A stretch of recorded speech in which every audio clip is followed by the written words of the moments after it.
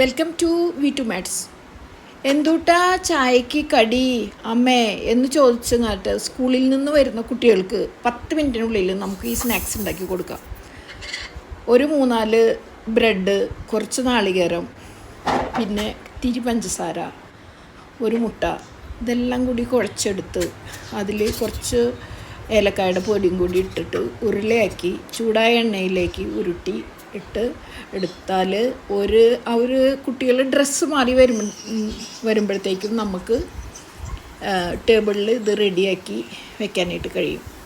അപ്പോൾ വളരെ ഈസി ആയിട്ടുള്ളതും 10 മിനിറ്റിനുള്ളിൽ തയ്യാറാക്കാൻ പറ്റുന്ന ഒരു സ്നാക്സാണിത്.